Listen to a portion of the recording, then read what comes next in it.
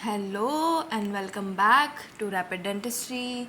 This is part 6 and we were reading about the most important oral surgery topics, and in this video we are going to cover certain previous year questions and the topic related to these questions. Okay, so starting with the first question, which blade is used for abscess drainage? So a very easy question. Okay, all you need to know is the various blades used in oral surgery, what are the indications of these blade, and you need to identify these blades. Okay, you should be able to identify these blades if they give you image based question as well. So blade number 10, that this is blade number 10, this is blade number 11, this is blade number 12, and this is blade number 15th. Okay, look at the curves of these blade. 11 number blade is very easy to identify, it has a sharp end to it. 12 number blade has a shape like 2, okay, like 2. And 15 number blade has a shape like that, we write 5. Okay, it has a curve to it like that is the shape of 15 number blade. So these 4 blades are easy to identify, I think. Okay, now all we need to know is the indication that where these blades are used. So 10 number blade is used for skin and muscle incisions. Skin and muscle incisions, that is mostly extraorally we are using 10 number blade. Okay, while 11 number blade is used to drain abscess because it is used to give stab incision because it has a very sharp end to it, and it is also used in cricothyroidotomy. Okay, what is cricothyroidotomy? It is an emergency procedure in which we put a needle in your cricothyroid membrane, so that we make the airway patent once again, because the airway is kind of obstructed. For that we are doing this emergency procedure with the help of 11 number blade. Okay, and the 12th number blade is used for what? So 12th number blade is used for mucogingival surgeries. Especially in the posterior region of your maxilla. Okay, involving your maxillary tuberosity or the posterior molar areas. Okay, tuberosity. And it is also used in your cleft palate surgeries and your parotid surgeries. Okay, so this is the indication for your 12th number blade, that is the mucogingival surgeries, cleft palate and parotid surgeries. Then the 15th number blade is the most common blade used intraorally, and it is used to give precise incisions in the skin, muscle, periosteum, all of that. But intraorally, whatever surgeries we are doing in oral surgery, most commonly used blade is your 15th number blade. Okay, most common. Apart from these blades, some less common blades, number 20, 21, 22, 23, 25. Okay, all you need to know is you should be able to identify these blades. Okay, 20 is a little small, 21 is a little larger, and 22 is the largest. Okay, and these we have already seen. According to the shapes, these blades are numbered. And then we have a handle, BP handle, which is used to hold these blades. Okay, BP handle. So most common BP handle used is BP handle number 3. Okay, BP stands for Bard Parker.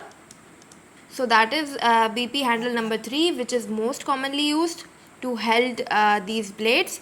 And we held this scalpel with the help of pen grasp.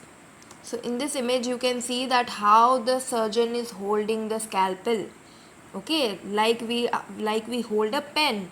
So that is a pen grasp, and that is how we give incisions by using these blades intraorally as well as in the skin and the muscles So that is the easy question related to abscess drainage. We know that 11th number blade is used for giving stab incisions and for draining abscess. Now moving towards the next question, this we have already discussed about the horizontally favorable and unfavorable fractures and about the vertical fractures as well. Okay, so horizontal fractures we view in the lateral oblique view or simply in a horizontal view.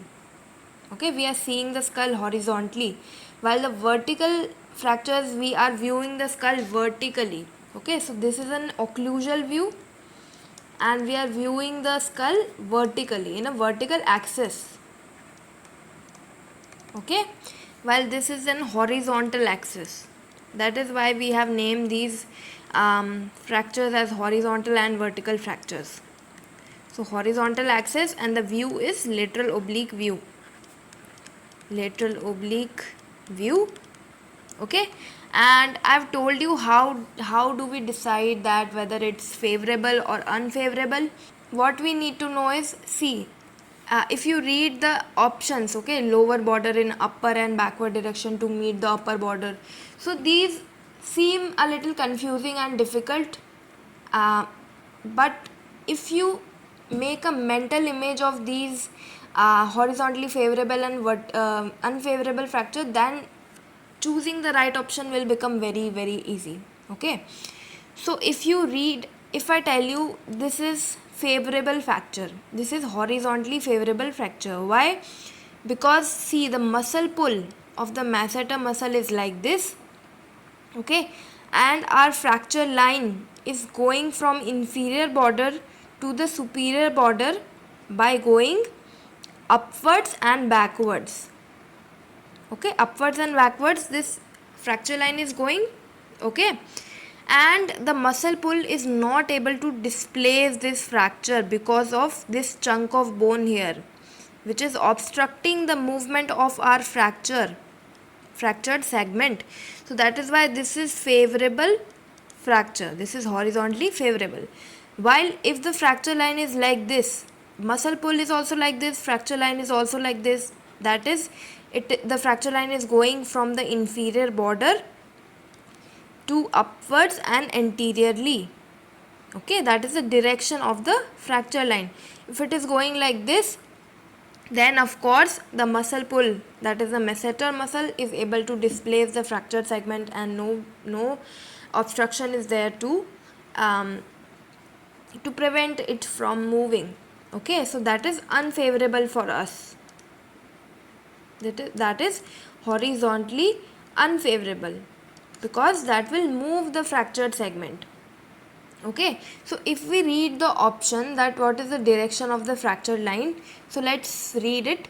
Lower border in upward and backward direction to meet the upper border. So we know they are talking about unfavorable fracture. Okay, unfavorable. So we know in unfavorable fracture the segment, the fracture line is moving from lower border to upper border in an anterior and upward direction, upward and anterior direction. Okay, so this option is wrong here. Okay, then the second option, mesiodistal to anterolateral, this does not even make sense. Mesiodistal to anterolateral, what does that even mean? Okay, that is not anyway related to your horizontal fractures. So this option is wrong. Then this option becomes the right one, which is the lower border in upward and forward direction to meet the upper border. So all we have to do is make a mental image of which fracture they are talking about and then read the options. Even extending this discussion over to the vertical fractures, we know the vertically favorable fractures have a fracture line going like this. Okay, that is, it is moving backwards from buccal plate. The fracture line is moving backwards and lingually. Okay, lingually and backwards. Why this is favorable? Because this chunk of bone is preventing this fractured segment to move inside by the pull of your medial pterygoid muscle and your mylohyoid muscle, and this muscle is your lateral pterygoid muscle. Okay, so your mylohyoid muscle is also somewhere here attached to the mylohyoid line, and it is also pulling this fracture segment medially. So these three muscles are pulling this fragment medially, but the distal segment, that is this segment of bone, is preventing it to move, and that is why this is known as favorable fracture, vertically favorable fracture. While the unfavorable fracture, see how the fracture line is moving. If I talk about this fracture line is moving from lingual cortex, this is the lingual cortex, and it is moving backwards towards the buccal cortex. So then it is moving backwards and buccally.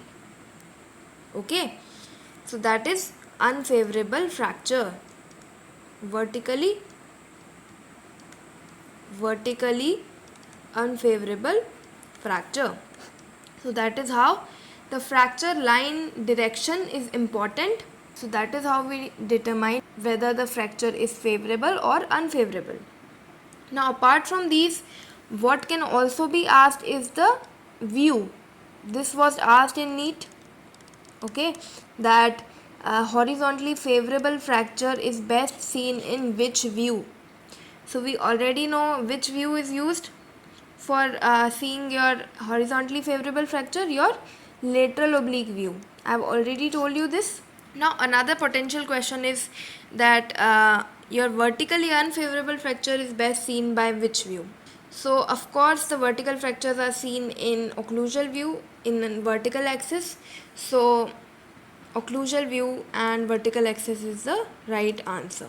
Also, I would like to show you the various images of these other views so that you do not get confused by the other options. You should know that this is SMV view, which is used to visualize your zygoma fractures and your zygomatic arch fractures like this. See, this is fractured here, zygoma and zygomatic arch. Then this is Waters view, which is used to view your maxillary sinus and your paranasal sinuses. Alright, this is your PA Caldwell Luke view, okay, where it is a PA view, that is the posterior to the interior. Here whole of the skull is visible from posterior to the anterior direction, and the name is Caldwell-Luke view, and this view is used to view the fractures of ramus body, and the angle fractures are viewed in Caldwell-Luke view. Okay, while this is reverse Townes view, and in this view your condylar neck fractures are best seen. This question was asked in NEET, that condylar neck fractures are best seen in which view. So the answer is reverse Townes view. What is the difference between reverse Townes view versus your Caldwell-Luke view? In reverse Townes view, the face will look a little elongated, okay, and mouth will be open. So that is your reverse Townes view. And then your lateral oblique view looks like this. As the name suggests, we are going to look at the face laterally, lateral oblique view, while your occlusal view is this. Okay, occlusal view is the view in which you are best able to visualize your vertical fractures. Okay, so this is about the various views, and of course now you are able to know that why other options are wrong and why this is the best view and the right answer. That is the lateral oblique view for horizontally favorable as well as unfavorable fractures. All the horizontal fractures are seen best in your lateral oblique view, and your vertical fractures are seen in occlusal view. Okay, and your symphysis fractures are best seen in this Caldwell-Luke view. Symphysis fractures, okay, that is your PA view. Symphysis, parasymphysis, body, ramus, all of these fractures are best able to be visualized under PA view, while the neck, condylar neck fractures, particularly neck fractures, are seen in reverse Townes view, because as you can see the neck is properly visualize here. If there is any fracture here, we can visualize the fracture line properly. Alright, now moving on towards the next question. The question is, the patient with deeply carious maxillary molar needs an extraction. We are extracting the maxillary molar. Now the question is asking, what could be the potential complication during the extraction? Could it be alveolar osteitis, which is also known as dry socket, or it is or the tooth is displaced between the periosteum and the bone, or the tooth is dislodged into the sinus, maxillary sinus, or the tooth is displaced into the submandibular pouch. So what could be the complication related to your maxillary molar? Okay, so we were extracting the maxillary molar and it kind of dislodged. So most commonly the maxillary molars are dislodged into the maxillary sinus. They go into the maxillary sinus. This is the OPG in which we can appreciate that your tooth is this radio opacity in the maxillary sinus. This is the maxillary sinus. Okay, here the maxillary sinus is radiolucent, while here the sinus is opaque with a tooth like structure. So we can diagnose that the tooth is dislodged into the sinus. Okay, sometimes the root pieces are dislodged, sometimes the tooth root, one of the root is dislodged. Okay, so here in CT scan, the axial view, this is the axial view of CT scan. You can appreciate that the tooth is lost in the sinus. This is the radio opacity of the tooth present in the sinus. Well, this is the coronal view of CT scan. Here also you can visualize these are the sinuses, these are the maxillary sinus, and the tooth is dislodged into the sinus. Now how do we what do we do about this? Okay, so this NEET 2025 also, they have asked that if the tooth is dislodged into the sinus, what do we do about it? So the options were whether we do not do anything, we just wait and watch, or second, do we prescribe antibiotics and wait and prescribe antibiotics. Then the third option was something like we will do surgery using Caldwell-Luke procedure or FES procedure. Okay, so these 3-4 options were there, and this was your NEET 2025 question, that what is to be done when the tooth is dislodged in the maxillary sinus. So this treatment which we have to do is either Caldwell-Luke procedure, that is surgical treatment we have to do, while your FES, which is minimally invasive procedure, it is minimally invasive. So let's describe both of these procedures. We don't just prescribe antibiotics. Antibiotic is supportive management, while the mainstay management is your surgical procedure. We cannot let any foreign body or tooth stay in the sinus, because that would lead to sinusitis, and that would be recurrent. So that would lead to sinusitis. So that is why we have to surgically remove the dislodged tooth from the sinus. Okay, for that the first surgery done is Caldwell-Luke procedure. In this procedure, what we do is we raise a flap like this. This is a trapezoidal flap raised, and what we do then is we make a hole in the canine fossa.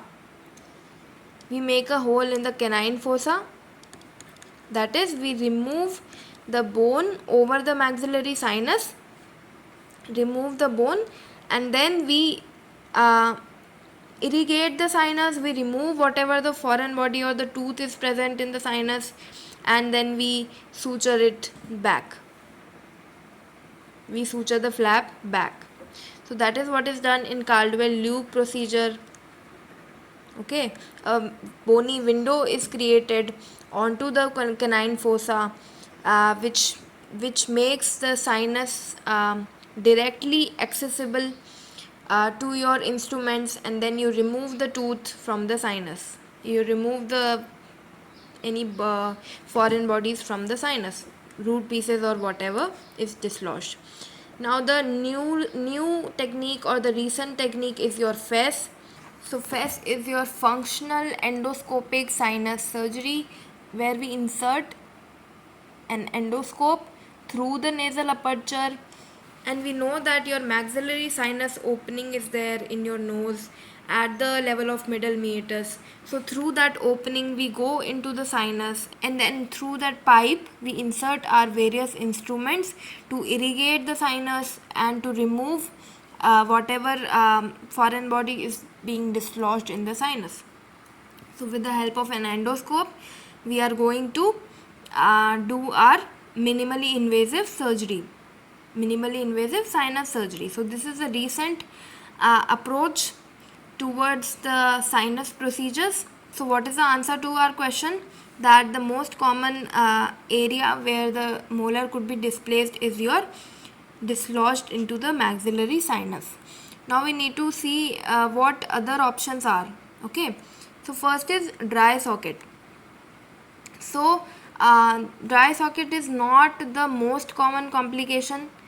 Now dry socket we are going to see in detail in the next part. Okay, so but this is not the most common complication related to the maxillary molar, because the maxillary molar is in close proximity with your sinus. So most likely the molar is displaced into the sinus. Okay, while if we talk about displacement between the periosteum and the bone, so small root pieces they do get dislodged between the periosteum and the bone, but this is again not the most common complication seen in maxillary molar extraction. Okay, now displacement, fourth option, which is the displacement into the submandibular pouch. This complication is related to your mandibular molar and not the maxillary molar. So your mandibular molar can get dislodged into the submandibular pouch, as you can see that in this image.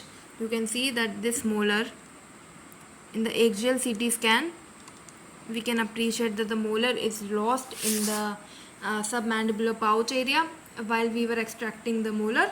Alright, another space in which maxillary molar can get displaced is your infratemporal space. Infratemporal space. Okay, so here this space is present. Here your maxillary third molars are most likely to get dislodged. Okay, as you can appreciate in this axial CT scan that this molar or this tooth is present even posterior to the maxillary sinus. So posterior to the maxillary sinus, which space is seen is your infratemporal space. See here, so the tooth is even distally and posterior to the sinus. So that is your infratemporal space for your maxillary third molars. Okay, so that is all about this question. Moving on to the next question about the Whorf assessment. So this is a question of exodontia, where we assess the difficulty level of extraction of your mandibular third molars. Okay, so this assessment is for mandibular third molars. Just like we had discussed about your Pedersen difficulty index as well as your Pellin-Gregory classification. So this is another assessment, but this is not very commonly used nowadays. So we just need to know the full form of Whorf assessment, and that's all we need to know. So W in Whorf stands for Winter's classification. Winter's classification, we already know that whether the tooth is horizontal or vertical or mesially tilted, distally tilted, all of that. Then H stands for height of the mandible. Height of mandible is your H. Then A stands for angulation of second molar. This is important, that is, this is second molar, many students get confused in this. Your Winters classification is for third molar, okay? So your third molar angulation is already taken care of in your Winters classification. So your A stands for your second molar angulation, because if the second molar is like this, distally tilted, then your third molar will be difficult to extract, right? So the angulation of second molar is also important and is also a factor, a parameter for the difficulty level of extraction of third molar. R stands for root shape, that what is the shape of the root, okay, whether it is flaring.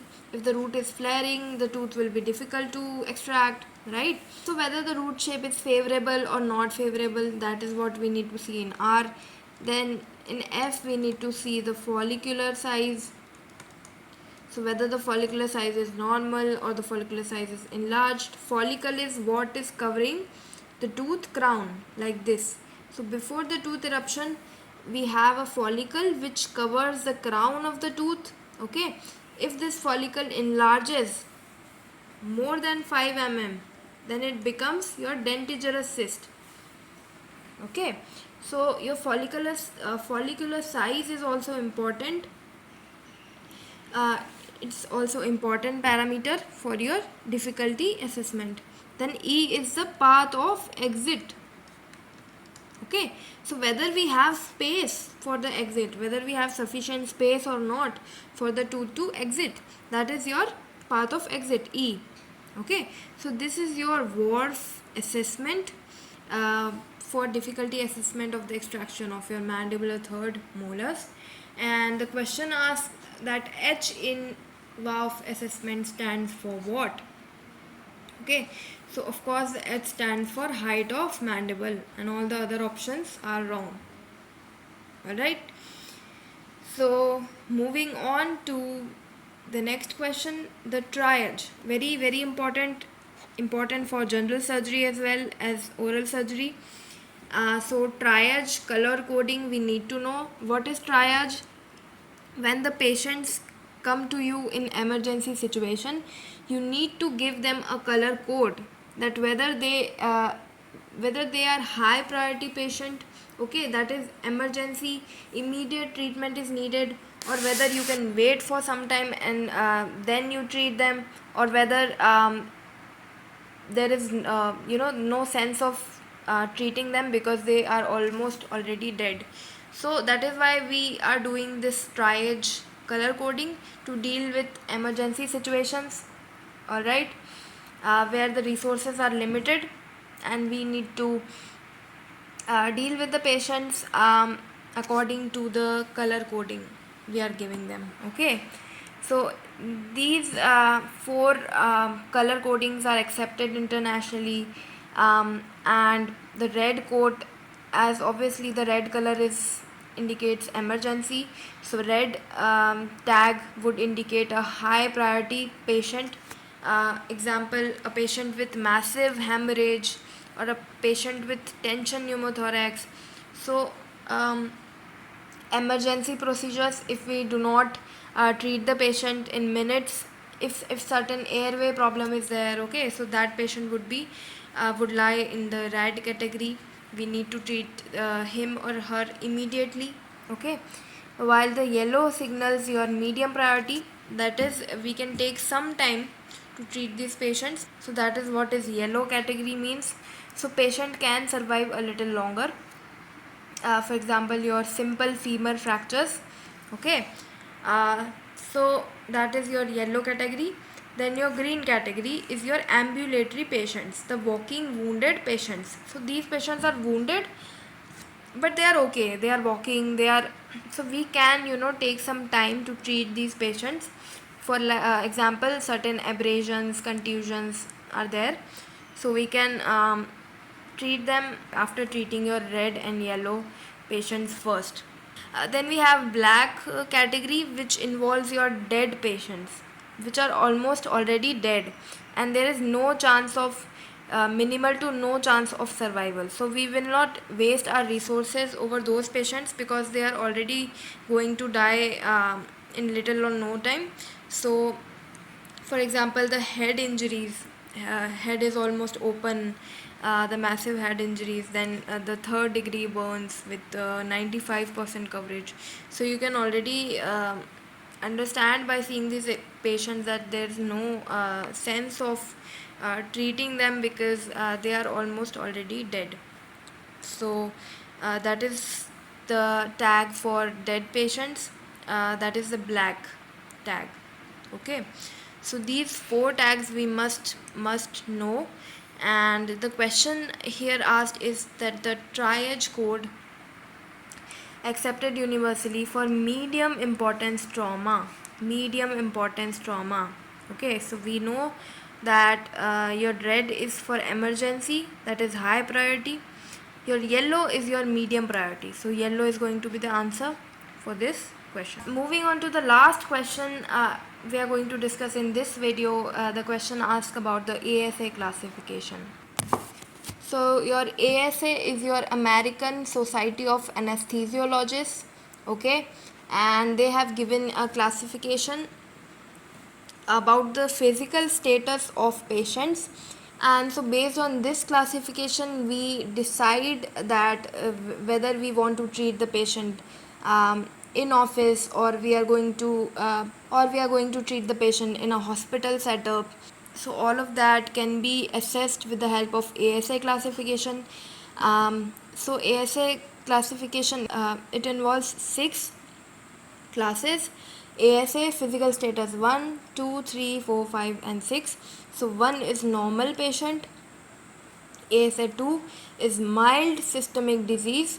So patient is only having mild disease, okay, which is kind of controlled.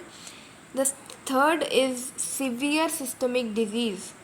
So it is the patient is having uncontrolled diabetes or uncontrolled hypertension, all of that, okay. While status 2 is mild disease which is under controlled, okay. For example, the patient is a drinker, a smoker, occasional smoker, drinker, or the patient is pregnant, then that would come under ASA 2 category, okay. Then the third category I've already told you, the uncontrolled diabetes, uncontrolled hypertension, all of that.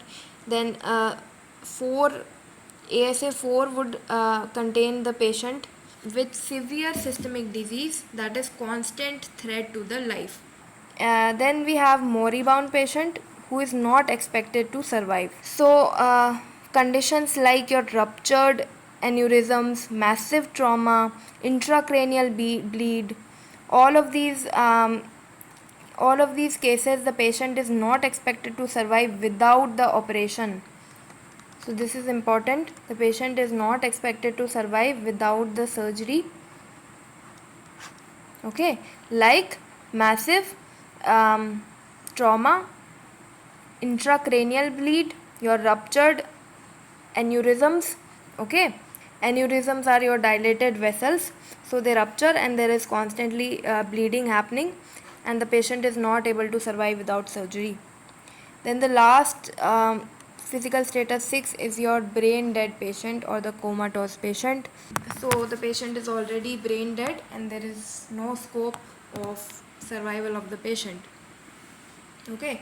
So these are the 6 physical statuses given by ASA, and the question asking here is life threatening systemic diseases. So we know life threatening systemic diseases comes under ASA 4, okay. So all these questions were asked in your NEET exam. So these questions can further on be twisted in future exams, okay. So you need to know the topic properly. And so that is all about this video. I hope you found this video helpful. If you have any doubts related to these questions or the content, please mention them, please ask them in the comment section. I would really be happy to help you. And that's all. Thank you so much, and I'm going to see you in the next video.